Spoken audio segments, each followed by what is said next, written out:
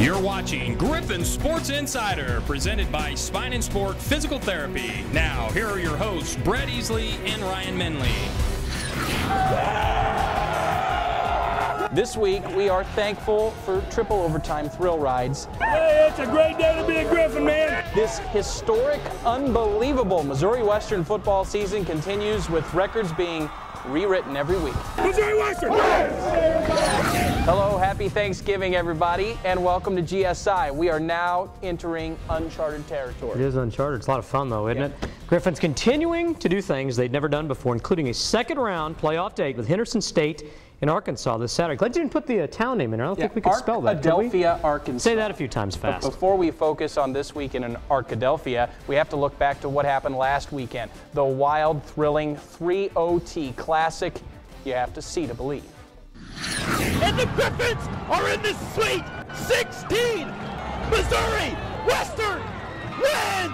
To fully appreciate how we got here, we have to rewind about 3 hours to hear the beginning. Griffins in their second home playoff game in school history, looking for their first playoff win in school history. To do it, they'd have to knock off Minnesota Duluth, winners of 2 of the last 4 national championships. Let's go! Pick it up first quarter, first play from scrimmage. Duluth quarterback Chase Volger's pass goes off his receiver's hands and into the hands of Western's Mark Harrison. Great way to start. Also marks the end of any defensive highlights from here on out. Hope you like, oh, the Griffs do. They take over and strike quickly. Travis Partridge to Tyron Crockham. 5th gear, touchdown, 7-0. Duluth answers with a field goal. The Griffs answer with big plays. Partridge to the air, hits Terrell Downing for a 50-yard hookup. Downing 6 catches for 144 yards. That leads to this. Partridge to Reggie Jordan in the corner of the end zone. Griffs up 14-3 now, but then Duluth gets going in a big way.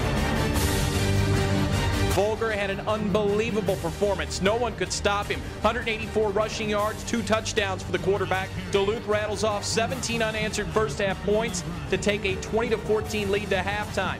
Griffins come out of the locker room, though, with an immediate answer. Michael Hill, 32 of his 187 rushing yards coming right here.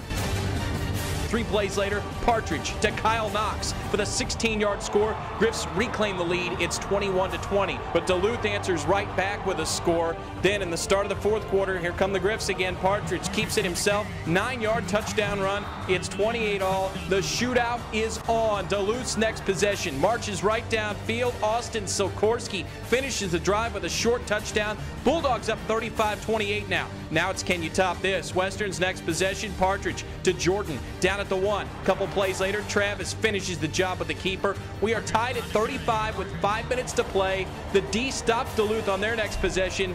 So guess what? We're headed to overtime at Spratt. OT rules, simple. Each team gets the ball from the 25. Griffins get first possession, take first command. Hill, 7-yard touchdown run, 42-35 Western. Duluth gets its chance and answers. Silkorski, 2-yard score. 42-42 now. We're going to double overtime. Duluth with the ball first this time, but the same result. Silkorski again from 4 yards out. Bulldogs take the lead. Griffins have to answer, and they do. Partridge the keeper, and in. It's 49-49. We're going to a 3rd overtime. Griffins get the ball first this time. Same script. Partridge plows in. Travis, 3 touchdowns through the air, 4 on the ground, 7 total. In triple overtime, you have to go for 2. Partridge, no secret who he's going to. Reggie Jordan gets interfered with, still makes the catch. Griffs by 8. And you think they're going to stop Duluth? No. Silkorski, his 5th rushing touchdown of the day. The Bulldogs now have to go for 2, and here we go. Helmer goes in motion. Vogler. He gets tripped up. He's knocked down the backfield. He got hit and fell down. He tripped and lost the football and gets stopped back at the 8-yard line. Missouri Western wins its first ever NCAA Division II playoff game. If Vogler hadn't tripped, this game may still be going on. It's not, though. 57-55 the final in triple overtime. The Griffins moving on to the Sweet 16 in a game that saw more than 1,100 yards of combined offense. Duluth 603 total, 408 on the ground. But the Missouri Western magic continues. 11-1 now. A game that will be talked about for years, but most importantly, this year is still going. That quarterback is unreal. He is a great football player. He can run. He can make things happen. Our offense just kept answering the bell, kept making plays. No, actually, I've never been a part of anything like this, and especially just the togetherness of a team. I don't think I've been a part of a team like that either. It means a lot for the program to get that first playoff win and kind of get the monkey off our back. It means a lot, and we had to fight for it, that's for sure. In the last 5 weeks, you've beaten the last 3 national champions. You understand that? Yeah. That was major character, that's right. You guys, you know what you earned? A flight to Arkansas next week. You know, you always correct me. Let me get a chance to correct you now. All the time. It happens. You've actually beaten the last 4 national champions in 5 weeks. Duluth won it in 08 and 2010. I think I'd like to correct your how you're saying it, though. It's the 3 teams that have won the last 4 national championships. You've been corrected. Or the last 4 national champions. It's Whatever, the same right. thing. Right. Tomato, tomato. You're right. Hey, let's have a chance to reflect on that. We've had a couple days. Your thoughts, just looking back. Yeah, it was a great football game. They have a great football team, especially their offense. I mean, their quarterback's a great player. Obviously, Bob Nelson is a very established and notarized, head coach, and it was an unbelievable finish. I mean, those are the type of games, those last 2, that you're going to remember. People remember it forever. They've been there, and I think anybody's a part of it. Well, our quarterback's a pretty good player, too. Talk about his day. Career high for passing yards. He has a hand in all 7 touchdowns, 4 through the air, 3 on the ground.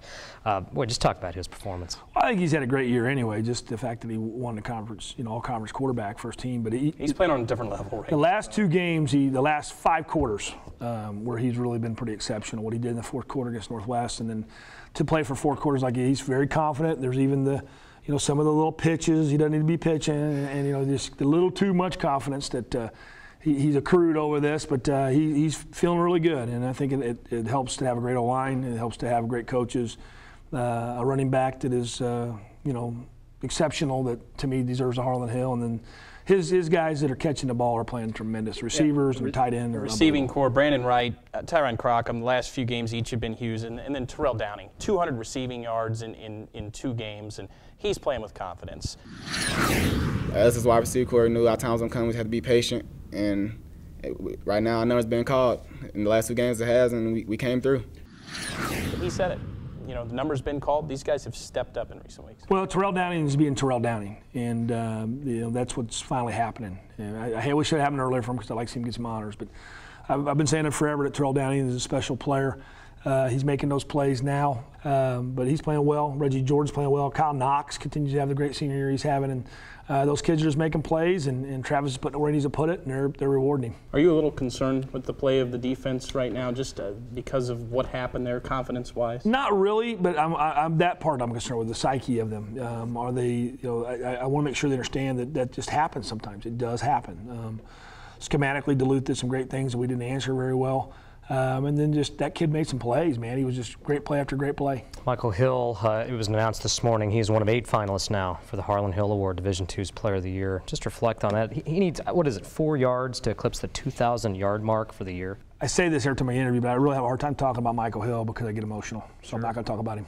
Well, great kid, great player. Well, that says it all. I've already gotten caught crying, so I'm not going to do that anymore. Well, that's okay. Well, let's look ahead and talk about the next round of the NCAA D2 playoffs. We'll talk about Henderson State, the Reddies. Yes, they are. Talk about them when we come back. I am your physical therapist. My job is to crack the whip, push you. Got an ache? I've got the remedy.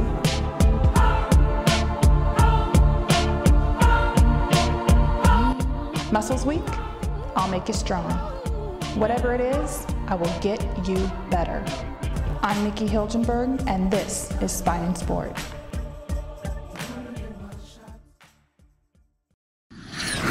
Stick 'em, ha ha ha, stick 'em. Stick 'em, ha ha ha, stick 'em. Gonna put the beatbox in the best fucking rhythm. Well, the on-location spot was simple this week. Griffin's getting ready for Henderson State in the background. It's time for beatboxing with Bo. Bo, first of all, what are your plans this week? Thanksgiving plans? Total pain for the turkey on Thursday. Total turkey pain. Well, that sounds good. Well, now on to more important things.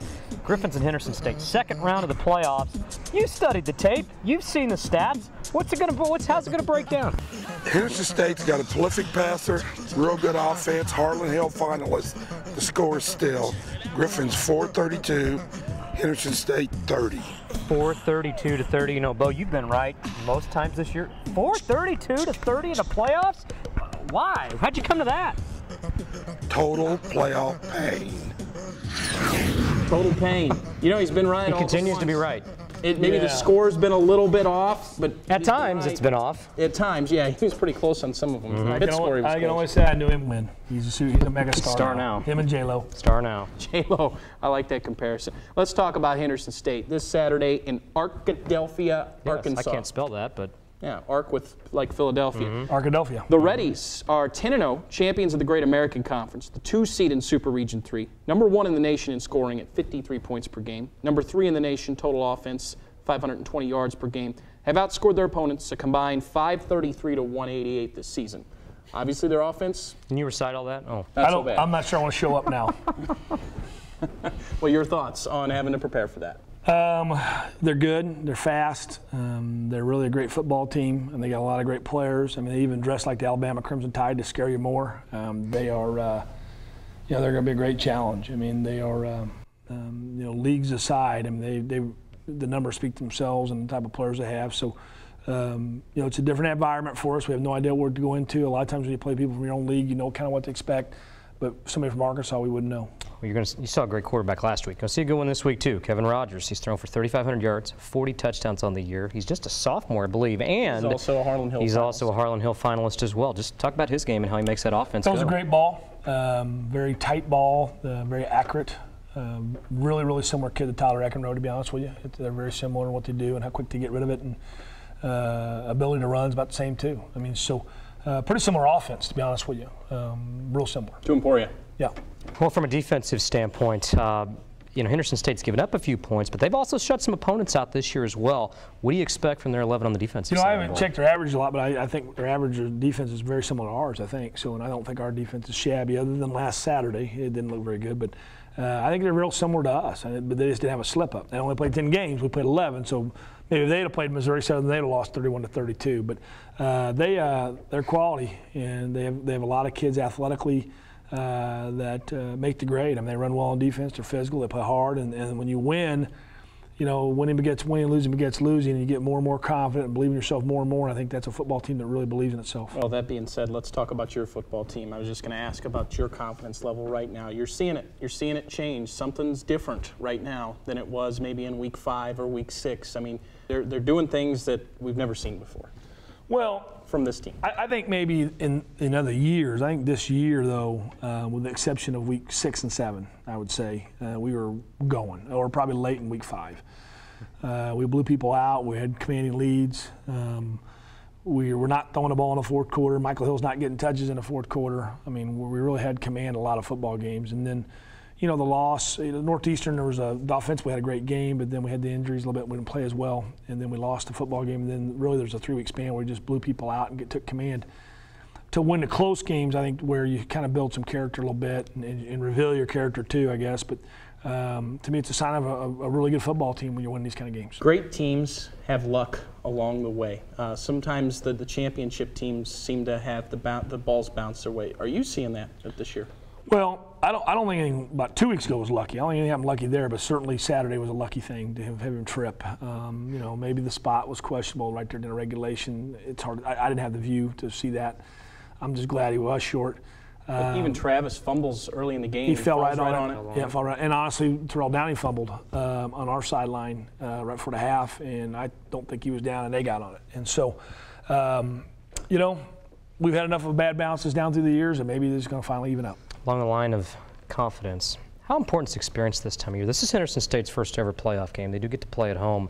We've been in the playoffs 3 straight years. We've been in some dicey situations. We win a big dicey little bit last week. Yeah, slightly. We win that game. We've been there, done that. This is first time for them.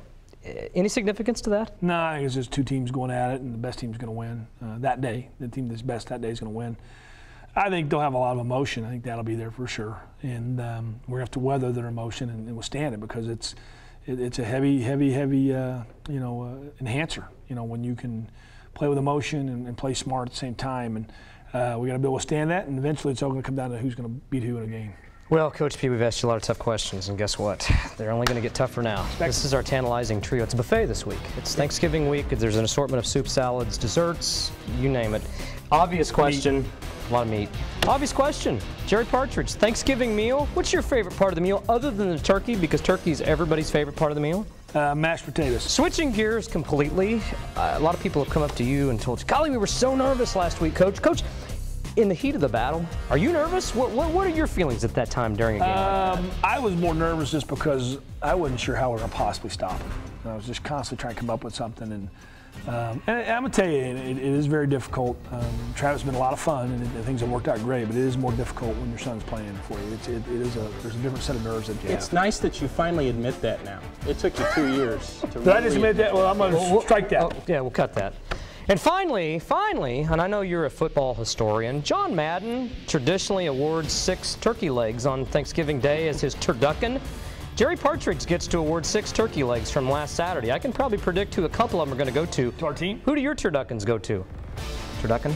Obviously Travis, Terrell Downey, okay. Reggie Jordan, yes. Michael Hill, okay. Our offensive line. Yes. That's a lot of turduckens right there. That's a lot. I'll have to give it to Ben Piecer, just how hard the guy plays all the time. There you go. Let's play hard again on Saturday. Let's play hard again. At Be fun. Arkadelphia, America, that's where we're going? Yep. We're in uncharted territory, literally. First time in the second round of the playoffs, first time ever in Arkadelphia. We'll be right back. He once helped a man with back pain by teaching him how to blow up a balloon with his hamstring. He gets superhuman strength just by putting on his shoes. He once helped a zebra's hip by realigning his stripes. He is the most helpful physical therapist in the world.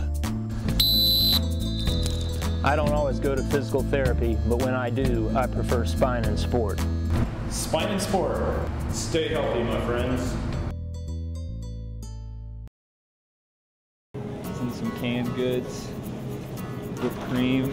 Everyone loves the whipped cream. As we give thanks this week, Missouri Western student athletes do their part to make the holidays special for those in need. Members of the Student Athlete Advisory Committee shopped for, bought, and delivered Thanksgiving dinners for 2 needy families last week. The Griffins do this every year through the Adopt a Family program. It's amazing just to see that we actually are helping the people and not just giving it away. And it's a great cause, and we love doing it. It feels good to deliver the food because they always welcome us with hugs and thank yous, and they can't just thank us enough. And it's a great feeling because growing up, people did this for me and my family, so it's great to be able to give back. Very cool deal. You know, they do that for Christmas too, and Christmas has come early for the Griffin women's basketball team, Brett. Well, Thanksgiving gifts, pretty cool. Pretty cool start for the Griffin women's team as well. They're off to a 4-0 start. Their first since 2004. The Griffins picked up a pair of road wins last weekend at Illinois Springfield and Maryville University in St. Louis. Road gets tougher this weekend, however, with 2 games in the Lincoln University Thanksgiving Classic. Griffs will face in an oddity preseason. They'll face 2 MIAA foes, Truman and Lincoln. First-year coach Rob Edmondson ready for the litmus test. You know, we're not going to surprise anybody more. I said, that's over with. You've made your statement, and now I said you go from being the hunter to being hunted, and it's a whole different life. When you're 4-0 and people now prepare for you because they know they have to, everything gets harder. I told them with winning games, it'll get harder. It won't get easier. Griffs face Truman Friday at 5 p.m. and follow with Lincoln Saturday at 4. Meanwhile, the Griffin men are in holiday action this weekend at Rockhurst, and they'll take on Rockhurst for the 2nd time in a week. 1, 2, 3, yes! The Griffs are off to a 2-1 start after a season-opening win last week over Sterling, followed by a loss to William Jewell, and then a 60-45 win over the Rock on Saturday in the Hilliard Tip-Off Classic. They'll face the Hawks in their home court this Saturday. Coach Tom Smith's team trying to gel, get acquainted with a new zone defense, and also kind of get going on offense. They've only scored 60 points in each of the last 2 outings. I think offensively we've got to take some looks at how do we use our personnel the best. And I think, you know, when you have basically 3 new starters, but really probably 4 when you're thinking Dylan had not playing a whole lot last year. We really have 4 new starters and some, you know, and the first sub off the bench is new also. You know, I think we need to take some time, and we need to be a little more patient with what we've done. The Griffins tip off the Rockhurst Classic Friday against Park University, and of course Rockhurst on Saturday. GSI will be right back.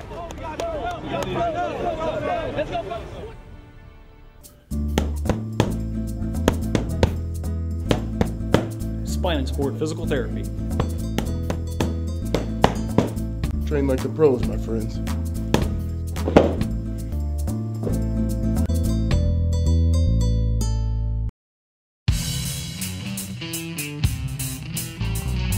All right, we're here for Train Like the Pros. Wait a minute, you're not a pro? We're looking for a dummy. Oh wait, you're the tackling dummy, that's right. Here's the pro, here's the pro.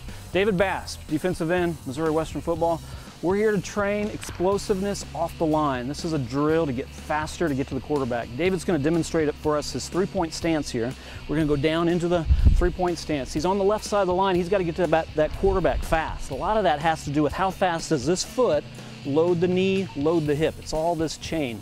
We got to get that extension through the hip. So this hip is three-dimensional. We're going to train that hip in 3 dimensions. Here's a traditional exercise. David is going to go into what we call the mountain climber. You may have seen this before. He's going to start shifting his hips back and forth. Speed, power, but now he's going to come out of that with explosiveness, go around the offensive tackle, and he's going to get the quarterback. The hip, though, is 3 dimensions. That was the first dimension, front to back, where we loaded those glute muscles to push off with power. Now we got to do that in the second dimension. So he gets back into this stance. He's going to shift those hips side to side. And he does that 3 or 4 times to warm up the hip, and then bam, around the tackle, get the quarterback.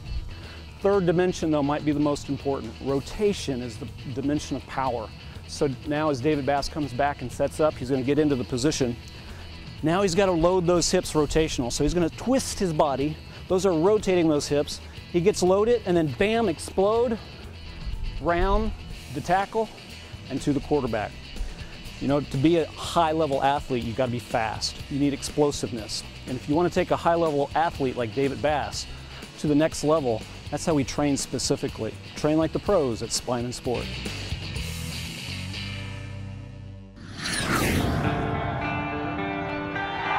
Griffin football continues the playoff road this week in Arkansas, and the road trip continues for one Griffin football family. Chris and Leslie Jackson have set up camp in St. Joe for the entire football season to see their son, cornerback Ben Jackson, play out his senior season. The Jacksons are from Chino Hills, California. They actually bought an RV to travel here and live in St. Joe for the entire fall. You know, they've been to every single Griffin football game and every single practice. Dad is a battalion chief for the LA County Fire Department and had worked ridiculous overtime with very few days off in 9 months to save money and vacation time to make the trip possible. Hey, this you can't put a price tag on. He's only going to be in college playing football one time, and time you don't get back. Money, you can make money anytime, but time is a rare commodity. Just to see him grow as a young man, it's been an eye-opening, and you know, from a mom's point of view, it's like I didn't want him to come this far, but it's done a lot of good for him. So he's grown up a lot. It's great. It's a blessing, you know, just having them out here each and every day, you know, seeing their faces, because you know, who knows what's going to happen with me after college, and you know, we may go our separate ways, but it's just nice to show that they have their support out here for me. That's a pretty cool thing to see, a whole trip from California to live in St. Joe for 3 months. Well, it is, and they are nice people, great to visit with. And just to clarify, Spirit of the Holidays, that's not Cousin Eddie's RV they borrowed. That's a nicer RV than that. That's okay. I'll tell you what, that's a good thing. The Griffins face Henderson State Saturday in the second round of the D2 playoffs. That's also a good thing. That's also uncharted waters for both teams. Well, it is, and I'll tell you what, Henderson State had the bye coming into this. I think it's beneficial to play. Obviously, you get a chance to rest, but the Griffins have tasted the playoffs. It was a heart stopper, but they're ready to play. Henderson State's never played in the playoffs before. If we continue to be who we are, and I think we will, I think we've got a lot of chance for success on Saturday in Arkansas. I would agree with that. That's at 12 noon on Saturday. All right, let's get to the pick'em set. On to bigger and better things here. Yes. Max Griffin, come on in. Actually, this is Max this week. Did you steal the Max costume?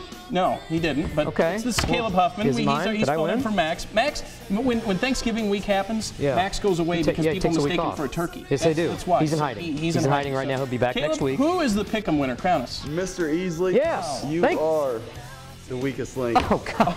Oh, my God. Really? What? Sure. Member of your staff. Hey, I'll have to bring a member of my staff in to cheat for me next week. Yeah, Thanks. well, I appreciate it, Caleb. Wow. Thank you. Okay. I'll pay you later. Boy, yeah. All right, thanks, that is Caleb Huffman. Thank you for that. And I'll be picking. You know, I went. Did you cheat me 10 losses again like you did 2 weeks ago? No, I went 3-1 last week, though. You went 2-2. You picked Mizzou to win last week, so fail for you. What was I thinking? Let's get to it. Let's go to the SEC. Yes, Mizzou this week. Hey, here's what Mizzou deserves. You've only spelled Mizzou with 1 Z. That's about all they deserve. Johnny Favorito or Johnny Football or whatever his name is, He's gonna have a field day. Tigers lose, no bowl. Who would have thunk A&M would have been the class of the Boy, they're SEC good too, right huh? Yeah. All right. KU, K-State are off. NFL 1. Boy, let's talk about successful foot.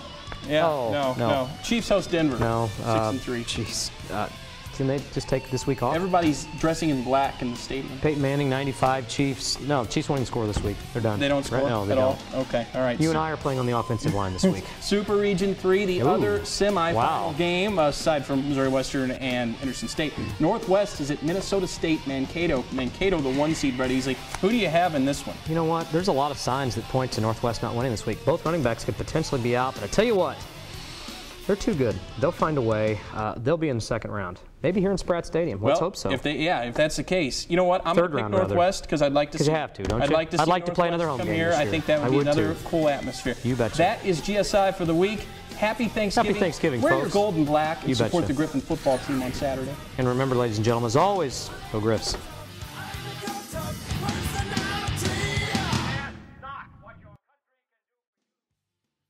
Clausen will hold no wind to speak of. The kick is up.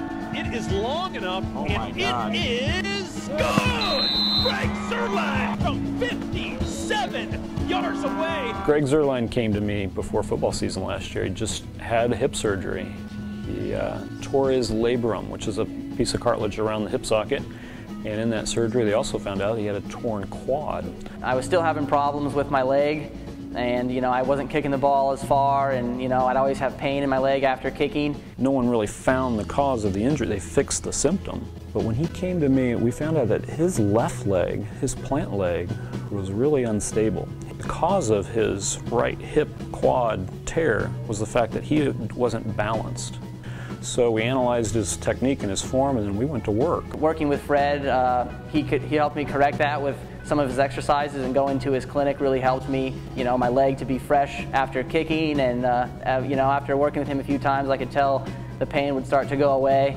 We have that training, that background. We have the facilities with the pool, with our technology to really train people how to perform at the highest levels. I've done stuff that I've never done at any other physical therapy place, and I've been to a lot of physical therapists, so, it helped me, and so I think it'd be a good place to go in the future, and I'll continue to work with him whenever I'm back in town. 1 for 58 by snap. Zerline's first NFL kick is train like the pros. He's been a great person to work with, and exemplifies what we're trying to do here.